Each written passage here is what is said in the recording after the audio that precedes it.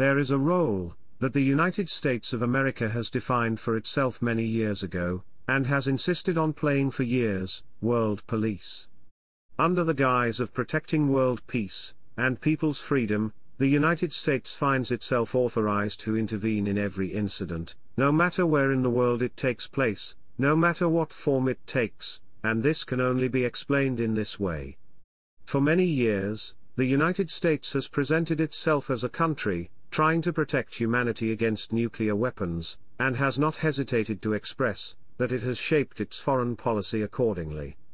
However, the United States has been the only country in the history of mankind to use nuclear weapons, and to use them in a very ruthless manner.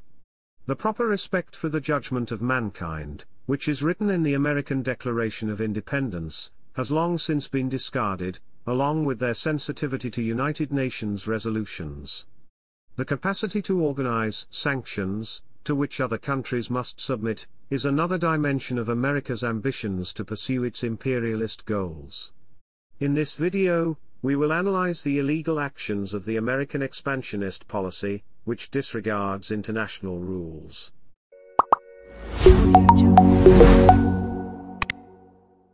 In 1948, the CIA manipulated the elections in Italy.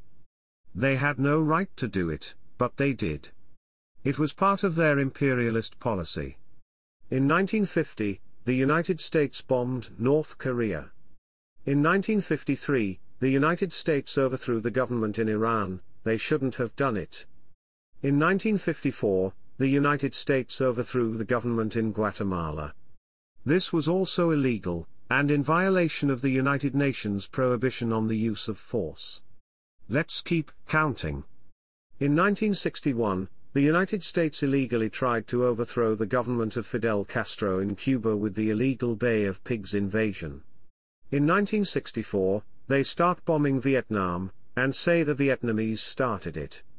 The so-called Gulf on Tonkin incident, which we can now prove for certain, no. It didn't happen, the Americans lied. That led to 11 years of war, and 3 million dead. So, let's not talk about the details. It was illegal, and a violation of the UN ban on violence. In 1973, on the 11th of September, they overthrew the government of Salvador Allende in Chile. And installed Pinochet, the dictator. Pinochet takes the opposition on an aeroplane, flies over the Pacific, and drops them there. That is terror. It prevents families, mothers and siblings from saying goodbye in front of the grave, because they always hope that their children will return. It continues. In 1979, the CIA supports the Mujahideen in Afghanistan. Radical Muslims in Afghanistan are armed throughout the 1980s. Through Saudi Arabia and the USA. Why? Because they want to bring the Soviet Union to a defeat in Afghanistan. The Americans are supplying the Mujahideen, Osama Bin Laden and Al-Qaeda with so-called Stinger one-man surface-to-air missiles. And with Stinger missiles, the Afghans can then shoot down the Russian helicopters. The Soviets are losing the war in Afghanistan. Earlier, in 1979, the USA helped Saddam Hussein to power. Saddam Hussein takes to the stage and steps up to the podium. His aim is to purge the party of anyone who could pose the slightest threat to him. He announces, "There are traitors in our ranks," and begins to read out a list of names. Several dozen men were led out of the hall at the meeting. Only a few ever came back. USA supports Saddam Hussein in 1980 when he attacks Khomeini. Then there was a war between Iran and Iraq. Iraq starts, Saddam attacks. But Saddam Hussein is quietly supported. At the time, he was a friend of the West. Why? Because they wanted to weaken Iran. In 1986, as part of the Iran-Contra affair, it became public knowledge that the Americans were also supplying weapons to Iran, thus arming both warring parties. Isn't that crazy? Arming both sides, so that they can kill each other even better.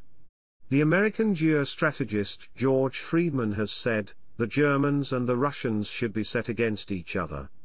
If they kill each other and the German and Russian blood is mixed, that's an advantage for the US empire. These things have been said. You have to take note of them, and that's why it's very important that Germany cultivates friendship with Russia. It is really important. 1986 Ronald Reagan bombs Libya. 1990 Saddam Hussein invades Kuwait. In August 1990, April Glaspie, the American ambassador, tells him beforehand, the Americans wouldn't mind if he solved his international problems as he sees fit. But when Saddam Hussein invades, they immediately say, that's not on. The UN Security Council imposes an embargo. A war begins, Operation Desert Storm. The Americans bomb Iraq and Kuwait. 1996 U.S. Secretary of State Madeleine Albright is on American television, and the journalist asks, 500,000 children have already died in this embargo against Iraq. Is it worth the price? And Madeleine Albright says, yes, I think it's worth the price. That is imperial policy. We are currently in the mid-90s. Alliance 9/ the Greens in Germany say never again war etc. and then Foreign Minister Joschka Fischer and Chancellor Schroeder join in with the American empire in 1999. And bomb Serbia. Completely illegal, an illegal war of aggression. Gerhard Schroeder says on television, dear fellow citizens, this evening NATO has begun airstrikes against military targets in Yugoslavia. The alliance wants to prevent further serious and systematic violations of human rights and avoid a humanitarian catastrophe in Kosovo. Yugoslav President Milosevic is waging a merciless war there. We are not at war, but we are called upon to enforce a peaceful solution in Kosovo, including by military means. And it works with the trauma of the Germans, namely that the government claimed that there were concentration camps in Serbia, which of course was not true. But what triggered this shock effect in the German population? And then, without an UN mandate, Germany is suddenly at war again, under the Red-Green coalition government. Many years later, the independent judiciary, through its investigations revealed, how a British camera team filmed a Bosnian refugee camp, in order to make it look like a Nazi concentration camp. Yes, many people have not really been able to analyze this in good conscience, maybe I have not been able to either, but this is the reality. Then came the year 2001. In 2001, the 11th of September terrorist attacks took place, which have never been clarified until today. And after these terrorist attacks, US imperialism says, the new scope of the war against terrorism will make it legal for us to fight in any country we want.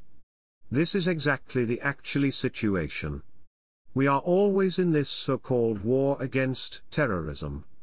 I can only say this to all the people, reject the US war on terror, which is full of lies and violence. It is now 22 years since the terrorist attacks of the 11th of September. I had already studied American imperialism before that. Since these terrorist attacks, I have delved deeper again. With the collapse of World Trade Center 7, this third building that is never mentioned, that is not talked about. And I simply say here the terrorist attacks of the 11th of September have not been explained. Although these attacks and the collapse of WTC-7 have still not been clarified, the armies of many countries joined the war, with the United States, against Afghanistan as a result of an unexplained terrorist attack. I hear you. The rest of the world hears you. And those who destroyed these buildings will soon hear from us. The Americans did not wait a whole month after the terrorist attacks of the 11th of September 2001. They invaded Afghanistan as early as the 7th of October 2001. The battle is now being fought on many fronts. We will not waver, we will not let up, and we will win. Peace and freedom will prevail. Thank you very much. 2003, I've already mentioned Iraq. More than 1 million dead in Iraq since then. It goes on, the year is 2011, the bombing of Libya. Barack Obama, Nicolas Sarkozy and David Cameron attack Libya. They were not right to do so. As you can see, the NATO states are always aggressive. Nevertheless, NATO presents itself as a peace alliance. It is not a defensive alliance.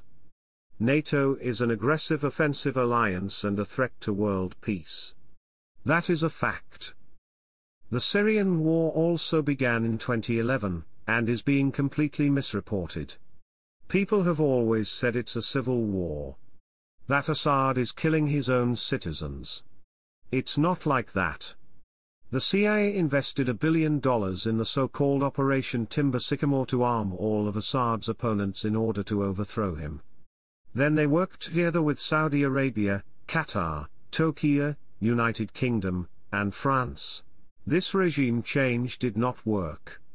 It is different from Salvador Allende in 1973, or Mohammad Mossadegh 1953 in Iran, when the governments were overthrown.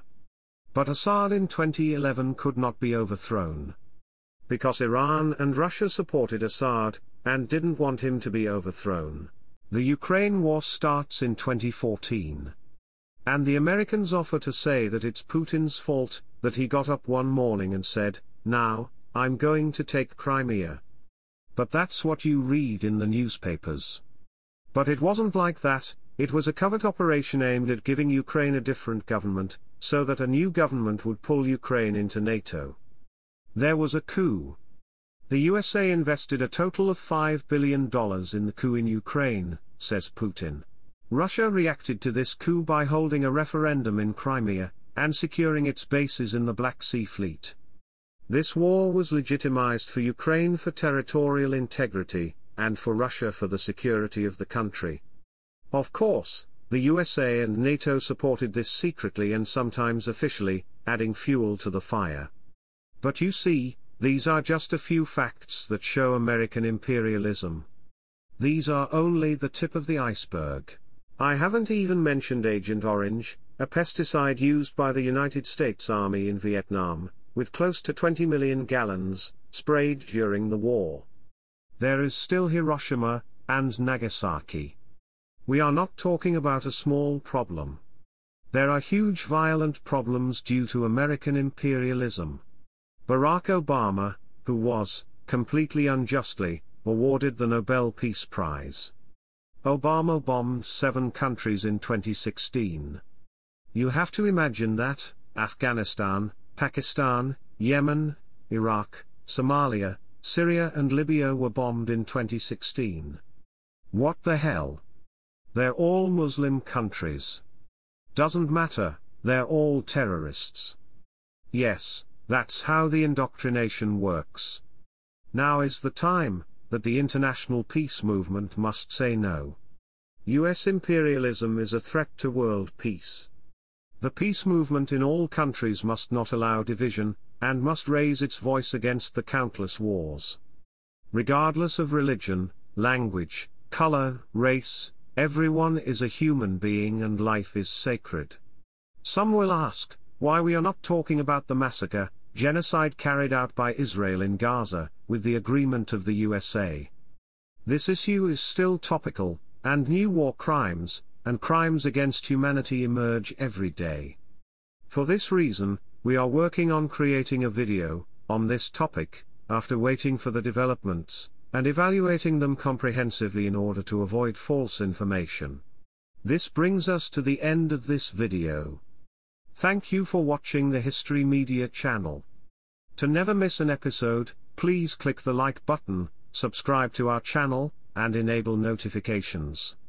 Goodbye, and see you again on our channel, with another topic, in another video.